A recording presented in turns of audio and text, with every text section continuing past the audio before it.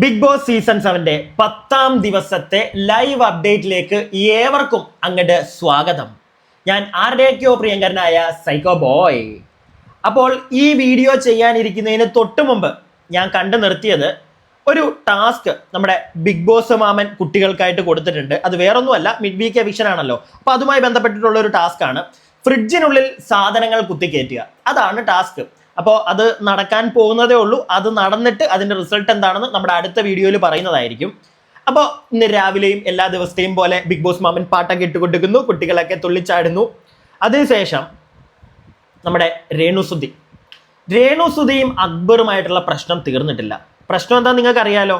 രേണുസുധിയെ septic tank എന്ന് പറഞ്ഞ പേര് നമ്മുടെ അക്ബർ കുട്ടൻ ഇട്ടുകൊടുത്ത ആ ഒരു പ്രശ്നം.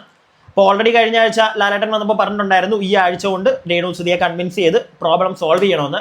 പക്ഷേ രേണുസുധി ഒരു രീതിയിലും കൺവിൻസ് ആവില്ല. ഇന്നലെ നമ്മുടെ അക്ബർക്ക ഒരു ഹാർട്ട് ഷേപ്പിൽ ചപ്പാത്തിയൊക്കെ ഉണ്ടാക്കി കൊടുത്തു, പാട്ടൊക്കെ പാടിക്കൊടുത്തു, ഒരു രക്ഷയില്ല, അടുക്കുന്നില്ല രേണു ചേച്ചി. അപ്പോൾ രേണു ചേച്ചി കഴിഞ്ഞ ദിവസം നമ്മുടെ ബിഗ് ബോസ് മാമൻ കൺഫെഷൻ റൂമിൽ വിളിച്ചിട്ട് ഇതിനെപ്പറ്റി ചോദിച്ചിട്ടുണ്ടായിരുന്നു, എന്താണ് നിങ്ങൾ കോംപ്രമൈസ് ആയോ? അപ്പം ബിഗ് ബോസിനോട് പറഞ്ഞു ഇല്ല, 2 ദിവസത്തിനുള്ളിൽ പരിപാടി ചിലപ്പോൾ തീരുമായിരിക്കും എന്നൊക്കെ പറഞ്ഞതാണ് രേണുസുധി. പക്ഷേ ഇപ്പൊ രേണുസുധി ഒരു രീതിയിലും കോംപ്രമൈസിന് അടുക്കുന്നില്ല. അതാണ് സംഗതി. അപ്പം അതിനെപ്പറ്റി വളരെ വിശദമായിട്ട് കുറച്ച് കാര്യങ്ങൾ പറയാനുണ്ട്, അതവിടെ നിൽക്കട്ടെ. അതിന് മുമ്പായിട്ട് ജിസൈലിന്റെ ഈ എത്ര തവണ ബിഗ് ബോസും ലാലേട്ടനും ഒക്കെ വാണിംഗ് കൊടുത്തിട്ടും വീണ്ടും നിയമലംഘനം. മേക്കപ്പും ഒന്നും ഇല്ലാതെ ജിസൈലുമോക്ക് ജീവിക്കാൻ പറ്റത്തില്ല. അത് വലിയ പ്രശ്നമാണ്. ജിസൈലിനെ ഞാനൊരു പരിധിയിൽ കൂടുതൽ കുറ്റം പറയുന്നില്ല. കാരണം ഈ സിഗരറ്റ് വലിക്കുന്ന, ഞാൻ കഴിഞ്ഞ ദിവസം പറഞ്ഞത്, കള്ളു കുടിക്കുന്നവരുണ്ടല്ലോ, സ്ഥിരം ഇത് ചെയ്യുന്ന ആൾക്കാരുണ്ടല്ലോ, അവർക്ക് ഇതില്ലാതെ പറ്റില്ല മുന്നോട്ട്. അപ്പം അങ്ങനെയുള്ള ഒരു അഡിക്ഷൻ ആണെന്ന് തോന്നുന്നു നമ്മുടെ ജിസൈലിന് മേക്കപ്പ് ഇല്ലാതെ ജിസൈലിനെ കൊണ്ട് പറ്റൂല. അത് വലിയൊരു പ്രശ്നമാണ്. അതുകൊണ്ട് തന്നെ എത്രയൊക്കെ സാധനം തിരിച്ചു കൊടുക്കണമെന്ന് പറഞ്ഞാലും എന്തെങ്കിലുമൊക്കെ അവിടെ ഇവിടെയൊക്കെ ആയിട്ട് കൊച്ച് ഒളിപ്പിച്ചു വെക്കും. അപ്പം അത് ജിസൈൽ യൂസ് ചെയ്യുന്നതുകൊണ്ട് അത് ബാക്കിയുള്ള ആളുകൾ കണ്ടുപിടിക്കുന്നുണ്ട്. പ്രത്യേകിച്ച് അനുമോൾ അതിൻ്റെ പുറകെ തന്നെയാണ്. ജിസൈൽ എന്താണ് ഉപയോഗിക്കുന്നത് എന്ന് നോക്കിയിരിക്കുകയാണ് അനുമോൾ എന്തായാലും അതിൻ്റെ പുറകെ ഉണ്ട്. അപ്പം ഇതിൻ്റെ ഇടയ്ക്ക് ഒരു സൈഡിൽ ഷാനവാസി കാക്ക, നമ്മുടെ പുതിയ ക്യാപ്റ്റൻ, ഈ നൂറേയും ആദിലയും വിളിച്ചിരുത്തി ഒരു ഉപദേശക്കളി കളിക്കുന്നത് കണ്ടു. പുള്ളിയുടെ ഗെയിമാണത്. പക്ഷെ അതിൻ്റെ ആവശ്യമുണ്ടോ എന്ന് ചോദിച്ചു കഴിഞ്ഞാൽ അവരുടെ ജീവിതം ഈ വസ്ത്ര സ്വാതന്ത്ര്യം എന്ന് പറയുന്നത് പോലെയാണ്. 2 പെൺകുട്ടികൾ, അവര് ഈ ചില ആൾക്കാരുണ്ട്, ഞാനത് എൻ്റെ പഴയ വേറെ ഏതൊരു വീഡിയോയിലൊക്കെ പണ്ടത്തെ വേറെ ഏതോ ടോപ്പിക്കൊക്കെ സംസാരിച്ചപ്പോൾ പറഞ്ഞിട്ടുള്ളൊരു കാര്യമാണ്, ഇൻഫ്ലുവൻസ് ചെയ്യുന്നുണ്ട്.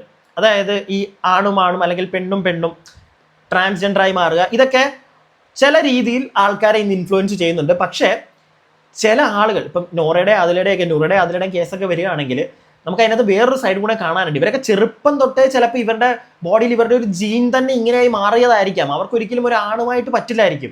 അവർക്കൊരു പെൺകുട്ടി അതായിരിക്കും അവർക്ക് പറ്റുന്നത്. മനസ്സിലായില്ലേ? ഞാൻ ഒരിക്കലും അതിനെ സപ്പോർട്ട് ചെയ്യില്ല. പക്ഷെ അത് അവരുടെ ലൈഫ്, അവരെ കൊണ്ട് അതേ പറ്റുന്നുണ്ടെങ്കിൽ നമ്മൾ അവരെ അടിച്ചു പഴിപ്പിച്ചു പുറമൊക്കെ പറ്റുമോ? 2 മനുഷ്യജീവനുകളല്ലേ, അവരുടെ ഇഷ്ടത്തിന് അവർ പോട്ടെ എന്ന് പറഞ്ഞങ്ങ് വിടുക. പക്ഷെ നമ്മുടെ ഷാനവാസി കാക്ക കുത്തിയിരുന്ന് ഉപദേശിക്കാൻ നോക്കുന്നുണ്ട്. ഉപദേശിച്ച് മാറ്റാൻ പറ്റുന്ന ഒരു സംഗതിയാണെന്ന് എനിക്ക് തോന്നുന്നില്ല. പക്ഷെ പുള്ളിയുടെ കണ്ടന്റ് അതാണ്. പുള്ളി അത് നല്ല രീതിയിൽ നമ്മുടെ പ്രേക്ഷകർ, പുള്ളിയുടെ സ്ത്രീ പ്രേക്ഷകരുണ്ടല്ലോ, സീരിയൽ പ്രേക്ഷകർ, അവരെയൊക്കെ സ്ത്രീ പ്രേക്ഷകർ എന്നല്ല, അങ്ങനെ പറയാം, സീരിയൽ പ്രേക്ഷകരുടെയൊക്കെ മുന്നിൽ ഒരു സാധനം കൊടുക്കാൻ വേണ്ടിയിട്ട് പുള്ളി ആ സാധനം വളരെ വൃത്തിയായിട്ട് ചെയ്യുന്നുണ്ട്. ഒരു സൈഡിൽ അത് നടക്കുന്നു. അതിൻ്റെ ഇടയ്ക്കാണ് മോർണിംഗ് ടാസ്ക് ബിഗ് ബോസ് കൊടുത്തത്. മോർണിംഗ് ടാസ്ക് എന്ന് പറയുമ്പോഴത്തേക്ക് ഏറ്റവും കൂടുതൽ ബഹളം ഉണ്ടാക്കുന്ന ആൾ, അതുപോലെ തന്നെ സേഫ് ഗെയിം കളിക്കുന്ന ആൾ, ഗുഡ് ഗെയിമർ, ഈ 3 കാര്യങ്ങൾ ബിഗ് ബോസ് പറയുന്നുണ്ട്. ഇത് ആരൊക്കെയാണെന്ന് ഓരോ കണ്ടസ്റ്റന്റ് വന്ന് പറയാൻ പറയുന്നുണ്ട്. അപ്പോൾ എല്ലാവരും പല ആൾക്കാരുടെ പേര് പറയുന്നുണ്ട്. ഈ നമ്മുടെ ഈ ബഹളം ഉണ്ടാക്കി ഗെയിം കളിക്കുന്ന ഒരാളുടെ പേര് പറയുമ്പോഴത്തേക്ക് എല്ലാവരും അറിയാലോ, പ്രത്യേകിച്ച് ഞാൻ പറയേണ്ട കാര്യമില്ല. അനീഷിനെ ഒരു ഭൂരിഭാഗം ആളുകളും പറയുന്നുണ്ട്. പിന്നെ സേഫ് ഗെയിമിൽ നമ്മുടെ നിവിൻ വരുന്നുണ്ട്, അതുപോലെ തന്നെ അനുമോളുടെ പേര് പറയുന്നുണ്ട്. നിവിൻ തന്നെ സേഫ് ഗെയിമേഴ്സിന്റെ ഇടയ്ക്ക് നിവിന്റെ ഭാഗത്തുനിന്ന് പറയുന്ന പേരിൽ അനുമോളുടെ പേര് പറയുന്നുണ്ട്. അത് അനുമോൾക്ക് അത്രയും കൊണ്ട് പിടിക്കുന്നില്ല. അനുമോൾ സത്യം പറഞ്ഞു കഴിഞ്ഞാൽ നിവിനെ അത്ര വലിയ താല്പര്യമില്ല. പക്ഷെ എന്നാലും നിവിൻ അടുത്തിരുന്ന് കഥയൊക്കെ പറയുമ്പോഴത്തേക്ക് ഇവിടെ കൂടിയിരുന്ന് കഥ പറയുന്നു. അപ്പൊ ഈ ഒരു മോർണിംഗ് ടാസ്ക് ആയിട്ട് നമുക്കത് കാണാൻ സാധിക്കുന്നുണ്ട്. ഞാൻ അതിനെപ്പറ്റി പറയാം. അതിന് മുമ്പായിട്ട് പിന്നെ നമ്മുടെ അബിയെയാണ് ഞാനിവിടെ നോട്ട് ചെയ്തത്. അബി കറക്റ്റായിട്ട് പോയിന്റ് ചെയ്ത് സേഫ് ഗെയിമേഴ്സ് അബിക്ക് പറയാനുള്ളത് അക്ബറിന്റെയും ശരത്തിന്റെയും പേരാണ്. കാരണം ഇവർ സേഫ് ഗെയിമേഴ്സ് ആണ്. ഇവർ 2 പേര് സേഫ് ഗെയിം ഒന്നും പറയാൻ പറ്റത്തില്ല. ഇവരൊരു പ്ലാൻ ചെയ്തിട്ടുള്ള ഒരു കളിയാണ്. അതിന്റെ ആവശ്യമുള്ളപ്പോൾ അത് ചെയ്യാം, അല്ലാത്ത സമയത്ത് അതിന്റെ ആവശ്യമില്ല. പക്ഷെ ഇവരൊരു ചേട്ടനനിയൻ ബന്ധം വെച്ചിട്ടുള്ള ഒരു കളിയാണ് ഇവർ കളിച്ചുകൊണ്ടിരിക്കുന്നത്. പിന്നെ ഈ ഗുഡ് ഗെയിമേഴ്സ്, അത് കൂടുതലും പേര് പറയുന്നുണ്ട് ജിസൈലിന്റെ പേരൊക്കെ. ജിസൈൽ ഒരു ഗുഡ് ഗെയിമർ ആണോ എന്ന് ചോദിച്ചു കഴിഞ്ഞാൽ may be she is A good gamer. പക്ഷേ ഞാൻ നേരത്തെ പറഞ്ഞല്ലോ, ജിസൈലിന്റെ ഒരു ഇഷ്ടപ്പെട്ട ഒരു സംഗതിയുണ്ട്, മേക്കപ്പ് അല്ലെങ്കിൽ നല്ല ഡ്രസ്. ഇതൊക്കെ ജിസൈലിന് വിട്ട് കളിക്കാൻ, അത് വിട്ടിട്ടുള്ള ഒരു ഗെയിം ജിസൈലിനില്ല. സോ അതുകൊണ്ട് തന്നെ ബിഗ് ബോസിന്റെ കയ്യിൽ നിന്ന് നല്ല പണി മേടിക്കാനുള്ള സാധ്യത ജിസൈൽ ഉണ്ടെന്നാണ് എനിക്ക് തോന്നുന്നത്. കുറെ പേര് ഗുഡ് ഗെയിമേഴ്സിന്റെ ഇടയ്ക്ക് ശരത്തിന്റെ പേരൊക്കെ പറയുന്നുണ്ട്. അറിയത്തില്ല എന്ത് ഗുഡ് ഗെയിമറാണ് ശരത്ത് എന്നുള്ളത്.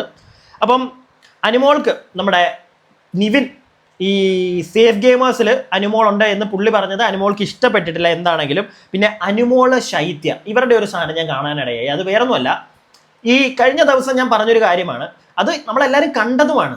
അനുമോൾക്ക് ചെറിയൊരു ക്രഷ് എവിടെയോ നമ്മുടെ ആര്യനോട് അടിച്ചിട്ടുണ്ടോ എന്ന് ചോദിച്ചു കഴിഞ്ഞാൽ ആര്യൻ അത് കഴിഞ്ഞ ദിവസം ബിൻസി ചോദിച്ചപ്പോൾ തന്നെ ഒരു നാണം കുണുങ്ങി ശൈത്യയെ ഇല്ല എന്ന് ഒറ്റടിക്ക് കഴിഞ്ഞ ദിവസം പറയുന്നില്ലായിരുന്നു. മനസ്സിലായില്ലേ?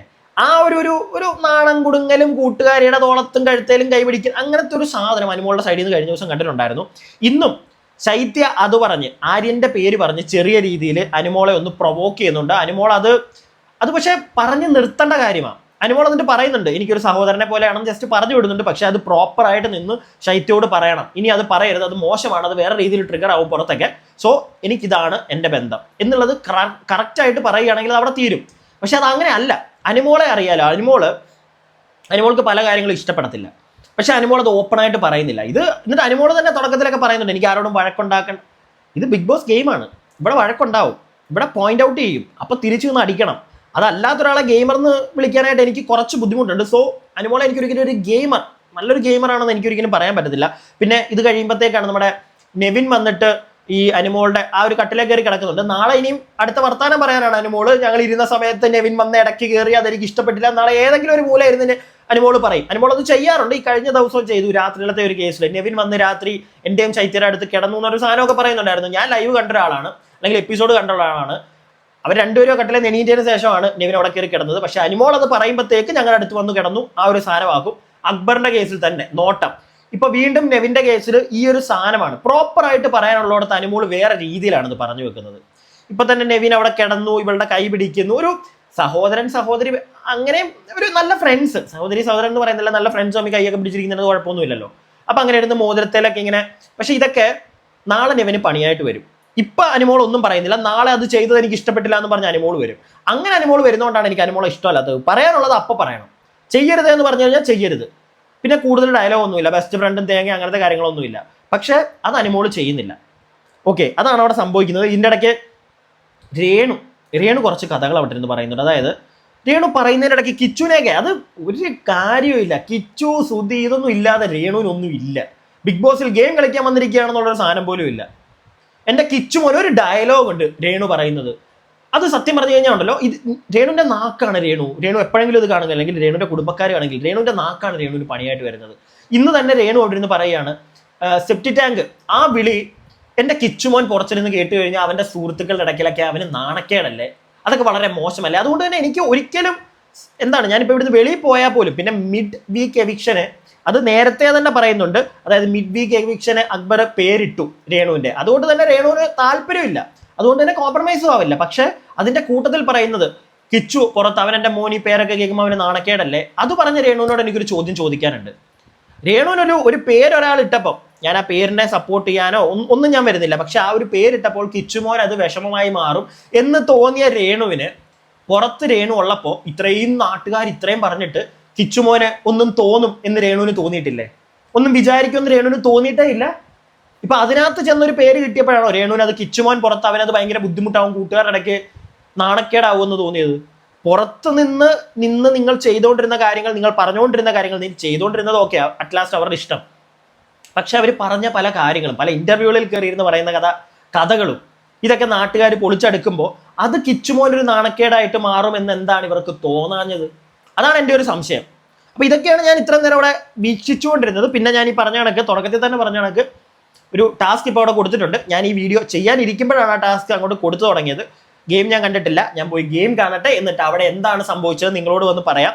എന്താണെങ്കിലും ജിസയിൽ പണി മേടിക്കും, അനുമോളിന്റെ ഈ നിലപാടില്ലാത്ത പരിപാടി അതിന് പണി കിട്ടും. രേണുസുധിയുടെ കാര്യത്തിൽ ഞാനൊന്നും പറയാനില്ല. അപ്പൊ ഇതൊക്കെയാണ് അവിടെ ഇപ്പം നടന്നുകൊണ്ടിരിക്കുന്നത്. പിന്നെ അഭിലാഷ് ഓക്കെയാണ്, അഭിലാഷ് എല്ലാത്തിനും ഇട്ട് കൊടുക്കുന്നുണ്ട്. നല്ല കമ്പനിയായിരുന്നു അപ്പാനി അക്ബറും ഒക്കെ ആയിട്ട്, പക്ഷെ അവർക്കിട്ട് കൊടുക്കേണ്ട സമയത്ത് അവൻ കൊടുക്കുന്നുണ്ട്. അതാണ് ഗെയിം. അങ്ങനെ വേണം നിൽക്കാൻ, അല്ലാതെ ആരെയും മറ്റേ എടുത്ത് തലേ പൊക്കി വെച്ച് നിൽക്കേണ്ട ഒരു സ്ഥലമല്ല ബിഗ് ബോസ് എന്നാണ് എൻ്റെ അഭിപ്രായം. നിങ്ങളുടെ അഭിപ്രായങ്ങൾ താഴെ കമന്റ് ബോക്സിൽ പറയുക. വീഡിയോ ഇഷ്ടപ്പെട്ട ലൈക്ക് ചെയ്യുക. സബ്സ്ക്രൈബ് ചെയ്യാതെ കാണുന്ന പ്രിയപ്പെട്ടവരെ ഒന്ന് സബ്സ്ക്രൈബ് ചെയ്യുക. അടുത്ത വീഡിയോയ്ക്കായി stay tuned and stay weird.